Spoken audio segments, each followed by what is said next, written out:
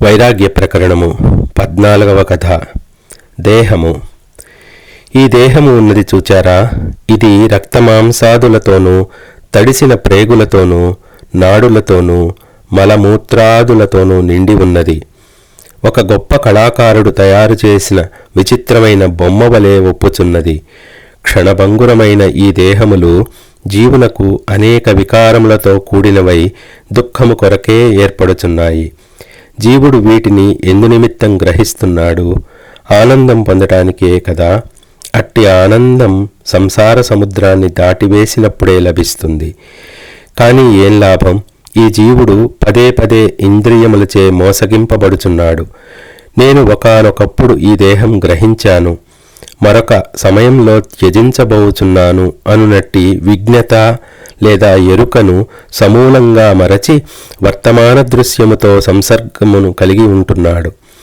అనేక ఉపాధులందు ప్రవేశించి ఎప్పటికప్పుడు ఈ శరీరమే నేను అనే భావన చేసి ఆ ఉపాధి యొక్క హాని వృద్ధులను తనకు ఆపాదించుకుంటున్నాడు. ఈ శరీరము వాస్తవానికి జడమే అయి ఉండి కూడా ఆత్మ సమీపమున ఉండుట చేత చేతనము వలె ప్రవర్తనము కలిగి ఉంటోంది. అయితే దీనికి పుట్టుక, అభివృద్ధి, పరిణామము, క్షయము, వినాశనము అనే వికారాలు ఎల్లప్పుడూ ఉండనే ఉన్నాయి. అనేక రోగములు, తాపములు అనుక్షణం దీనిని వేధిస్తూ ఉన్నాయి. అనేక బాధలకు, వికారములకు, ప్రమాదములకు ఆలవాలమై ఉన్న ఈ శరీరము కలిగి ఉండుట సుఖకరమని ఎవరంటారు? అయినప్పటికీ ఈ జీవుడు ఇది నాకు సర్వదా ఉంటేనే బాగుంటుంది, అట్లే ఉండుగాక, ఇది తొలగితే ఇంకేమైనా ఉన్నదా? ఎంతటి హాని, ఎంతటి విపత్తు! దీనితో నాకు ఏర్పడుచున్న మాత, పిత, భర్త, భార్య, సోదర, పుత్ర, మిత్రాది సంబంధములు ఎంతటి ప్రియమైనవి! ఇవన్నీ సత్యములే కదా. ఇటువంటి రూపములు గల అనేక అసత్యపు అభిప్రాయ పరంపరలు కలిగి ఉంటున్నాడు. హే మహర్షి, ఇది కొంచెమునకే సంతోషిస్తుంది, కొంచెమునకే దుఃఖిస్తుంది. ప్రపంచములో ఇంతటి గుణహీనమైనది ఇంకేమైనా ఉన్నదా? ఇందులో ప్రవేశించిన జీవుడు ఈ దేహము యొక్క వాస్తవత్వ అవాస్తవత్వములు గ్రహించలేక ఇంద్రియ విషయములు అనే తృణములను నెమరవేస్తూ దివారాత్రములు గడుపుచున్నాడు. అంతేగాని పరమ పురుషార్థము అంటూ ఏదీ పొందలేకయే ఉన్నాడు. ఇది అతనికి స్వగృహము వలనే అనేక పదార్థముల కలయికచే ప్రాప్తించుచున్నది. ఒకనాటికి దీని శిథిలత్వము అనివార్యము అనే విషయం అందరికీ తెలిసిందే. వేరు వేరు చోట్ల నుండి అరువు తెచ్చుకొని ఒకచోట ఒక వరుస క్రమంలో అమర్చబడిన వేరు వేరు పదార్థముల అమరిక వలె ఈ శరీరము నాకు కనబడుచున్నది. దేహ వృక్షములు, బాటసారులు, చంకలు, భుజాలు వంటి అనేక పదార్థములతో కూడుకొని వృక్షముతో పోల్చదగిన ఈ శరీరమునందు బహుదూరపు బాటసారులకు ఈ జీవులు ఎక్కడి నుండో వచ్చి కొంతసేపు విశ్రమించి మరలా ఎటకో బయలువెడుచున్నారు. ఈ శరీరము కలిగియున్న కొద్దిసేపట్లోనే ఇది నా శరీరం, దీని పేరు ఇది, ఈమె నా భార్య, వీరు నా పిల్లలు, ఇది నా గృహం, ఇవి నాకు ఉన్న పేరు, ప్రతిష్టలు అను రూపము గల అనేక సంబంధములను కల్పన చేసుకొని అనుభవిస్తున్నాడు. ఇట్టి తుచ్చ శరీరము పొందినట్టి ఇతడు ఇది నాది, ఇది నాది కాదు అంటూ మీమాంస ఎందుకు చేస్తున్నాడో నాకు అర్థమగుటలేదు. ఇట్టి నా యొక్క తదితరులు శరీరముపై ఒకడికి ప్రేమ ఎందుకు, మరొకడికి ద్వేషమెందుకు? ఈ నా దేహము దుఃఖములందు, దారిద్ర్యములందు పొరలుగాక, లేదా సుఖములందు, సమృద్ధములందు తేలియాడుగాక, దీనితో నాకేమి సంబంధం? ఇది ఆయుర్దాయం అనే నది యొక్క జలం వంటిది. జన్మ మృత్యువులే దీని ఈవలి ఆవలి ఒడ్డులు. విఘ్నులైన పెద్దలు, నాయనలారా, ఈ శరీరము అనేది సంసారము అనే సముద్రమును దాటుటకు తెప్పవంటిది. తగినంత జాగరూకులై దీనిని సరి అయిన ప్రయోజనమునకే వినియోగించండి అని జనులందరినీ హెచ్చరిస్తున్నారు. విన్నవారు వింటున్నారు, వినని వారు ఈ మాటలను అవహేళన చేస్తున్నారు. కొందరు తగినంత జాగ్రత్త వహించి విజ్ఞానమును పొంది ఆవలి ఒడ్డుకు చేరుచున్నారు.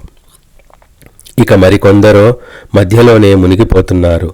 శరీర తాదాత్మ్యము పొందిన వారై నాది నేను అను రూపము గల అనేక భ్రమలకు లోనగుచున్నారు. ఫలితం అంతులేని దుఃఖములు, వేదనలు. రక్తమాంసములచే నిర్మింపబడి ఒకానొక బాహ్య వస్తువులాగానే దర్శనమిస్తున్న ఈ శరీరముపై నాది అనే అభిమానం అసలు ఎందుకు కలుగుతుందో చెప్పండి.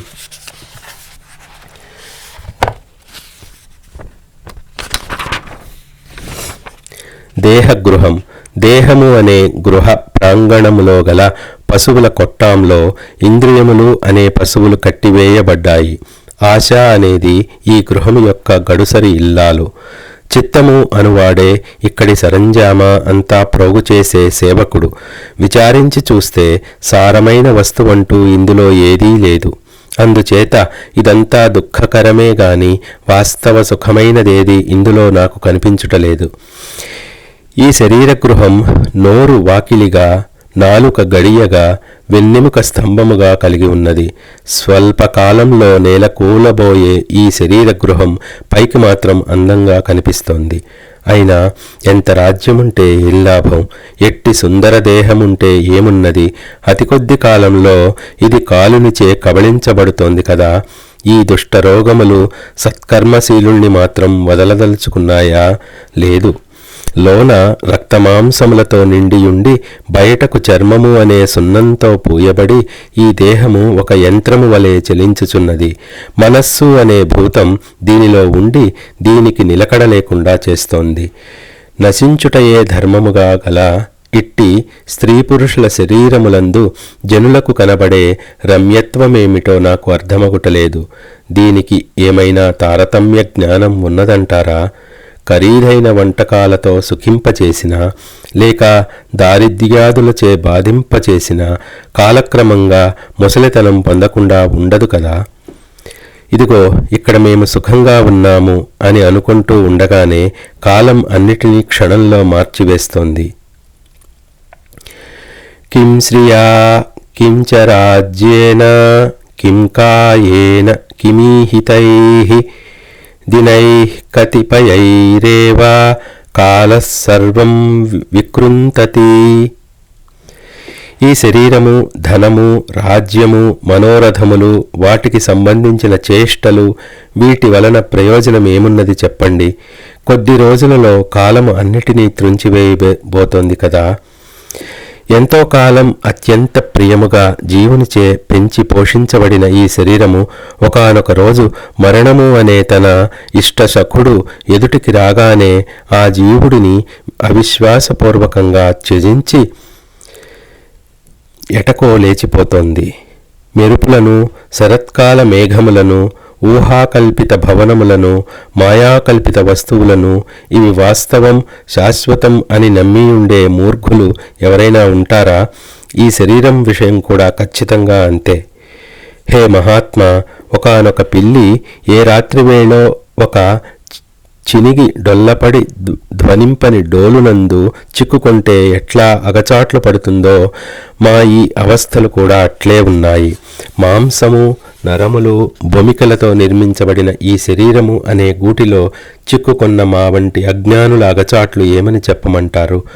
మాకు ప్రాప్తించిన ఈ శరీరమే నేను అనే ఈ జాడ్యం తొలగేదెట్లా?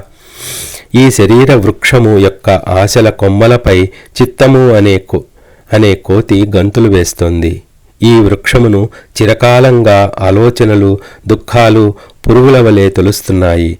తృష్ణ అనే కొండ చిలువ చుట్టలు చుట్టుకొని వ్రేలాడుతోంది.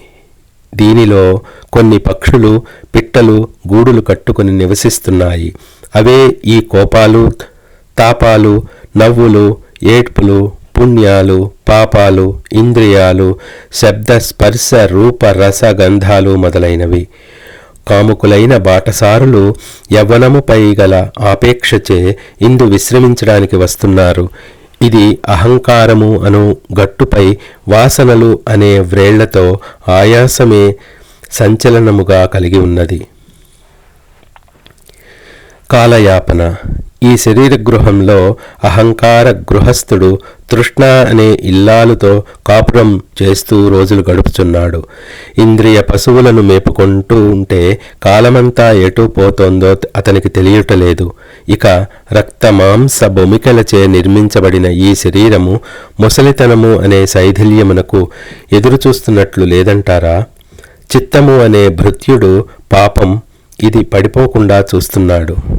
ఈ దేహగృహంలో అబద్ధము, అజ్ఞానము అనే పేరుగల 2 నిలువెత్తు స్తంభాలు ఉన్నాయి. లోపల ఎక్కడి నుండో దుఃఖము అనే బాలుడు ఎలుగెత్తి రోదిస్తున్నాడు. సుఖము అనే మరో బాలుడు ఆదమరచి నిద్రపోతున్నాడు. దురాశ అనే పాలిపోయిన క్రూరమైన ఎత్తుపళ్ళు గల దాసి పళ్ళు ఇకిలిస్తూ ఈ గృహంలో అటూ ఇటూ సంచరిస్తోంది. ఈ ఇంటిలో ప్రాపరచిక విషయములు అనే అనేక కుండలు ఆ మూల కొన్ని ఈ మూల కొన్ని ఉన్నాయి. ఆ కుండలలో అజ్ఞానం అనే ఉప్పు నీరు తప్ప మరింకా ఏమీ లేదు. ఇందలి జ్ఞానేంద్రియాలు, కర్మేంద్రియాలు, బుద్ధి అట్టి ఉప్పు నీటితో నిండి ఉన్నాయి. వెదురు బొంగులలో గాలి ప్రవేశించి ఈల శబ్దం చేస్తున్నట్లు పంచప్రాణాలు ఈ దేహమంతా సంచరిస్తున్నాయి. క్షణంలో దుఃఖం, క్షణంలో ఆనందం. ఈ దేహం నాకు అనేక రుగ్మతలతో కూడుకొన్నదై అతి చంచలంగా కనిపిస్తోంది. ఆకు నుండి క్రిందకు వ్రేలాడే నీటి బొట్టు వలె క్షణభంగురమైన ఈ దేహం ఏ క్షణంలో నన్ను వీడనున్నదో తెలియదు. అందుచేత ఇది నన్ను వీడకముందే నేనే దీనిని లేనిదానిగా తిరస్కరించి వేస్తున్నాను. వహనైకార్ధయోగ్యాని కాయకష్టాని భూరిశః సంసారాబ్ధాని హోహ్యంతే కంచిత్తేషు నరం విదుః. మహాత్మా, ఈ సంసార సముద్రమును చూచారా? కేవలం దహనం కొరకు మాత్రమే పనికి వచ్చే అనేక శరీరాలు ఇందులో కొట్టుకుపోతున్నాయి. అట్లు కొట్టుకుపోయే వాటిలో కొన్ని కట్టెలను చూచి వీరు నరులు అని అంటున్నాం. నా శరీరం కూడా ఒకానొక కట్టె. ఈ కనబడే జగదృశ్యములందు ఇవి సత్యము అని చిరకాలంగా విశ్వాసం కలిగి ఉన్నవారిని చూస్తే నాకు జాలి వేస్తుంది. అజ్ఞానము అనే కళ్ళు త్రాగి ఉన్మత్తులై గంతులు వేయుచున్న అట్టి వారికి ధిక్కారమగుగాక. అయ్యో, ఒక ప్రక్క విషయములు అనే బురదనీటి మడుగులో అనేక శరీరాలు క్రుళ్ళిపోవడం జనులు చూస్తూనే ఉన్నారు. కానీ వీరు తమ శరీరమేమిటో, దీని స్వరూప స్వభావములేమిటో గ్రహించలేకపోతున్నారు. గాలి యొక్క రాకపోకలు తెలుస్తున్నాయి. మనస్సు యొక్క ప్రసరణం కూడా కొంత గుర్తించవచ్చునేమో. కానీ ఈ శరీరాలన్నీ ఎక్కడి నుండి వస్తున్నాయి, ఎక్కడికి పోతున్నాయి? అనేక పదార్థాలతో కూడిన దీనిని ఎవరు ఎందుకు నియమిస్తున్నారు? ఏదో అజ్ఞాత శక్తి మాకు అర్థం కానిదై అన్ని వైపులా ఆవహించి ఉన్నదని నాకు అనిపిస్తోంది. అది మాకు మానవమానములు, ప్రియాప్రియములు మొదలైన రూపములు గల భ్రాంతిని చూపి మమ్ములను ఆకట్టుకుంటోంది. మా మనస్సులను హరించి మరలా మృత్యుముఖం వైపుకు దారులు చూపుతోంది. ఓ దేవా, విశ్వామిత్ర, ఎవరైతే తమ యొక్క అతి సూక్ష్మ బుద్ధితో ఈ జడమగు దేహము నేను కాదు, నాకు ఈ దేహముతో గాని ఈ దేహమునకు నాతో గాని సంబంధమే లేదు అని గ్రహించి ఆత్మయందు విశ్రాంతి పొందుతారో వారే మనుజులలో ఉత్తములు. ఆ విధంగా అతి కొద్ది మంది మాత్రమే అనుభవపూర్వకంగా గ్రహిస్తున్నారు. వారి జీవితములే ధన్యములు. ఇక మిగతా జనుల అవగాహనలన్నీ అనేక భ్రమలతో, విక్షేపములతో నిండి ఉంటున్నాయి. వారంతా అధోగతి పాలే అవుతున్నారు అని నాకు అనిపిస్తోంది. స్వామి, ఈ శరీరమనే గోతిలో దాగుకొని ఉన్న అహంకారము అనే పిశాచం చేత మేము మరలా మోసగించబడుతున్నాం. ఉన్నదేది, సత్యమేది? నకించిదపి దృశ్యేస్మీత్ సత్యం తేన హతాత్మనా చిత్రం దగ్ధ శరీరేణ జనతా విప్రలభ్యతే. ఈ దృశ్య ప్రపంచములో ఇది సత్యము అని మనం అనుకోగలిగేదేదైనా, ఎక్కడైనా, ఏదైనా ఉన్నదా? ఈ కనబడే మొత్తము దృశ్యమునందు అంతర్గతమై ఒకానొక వస్తువు వలె ఉన్న ఈ నా శరీరం కూడా అసత్యమే అయి ఉన్నది. అసద్రూపములై దగ్ధప్రాయములైన ఈ శరీరాదులచే మేము ఎందుచేత మోసగింపబడుతున్నాం? ఎంత ఆశ్చర్యం!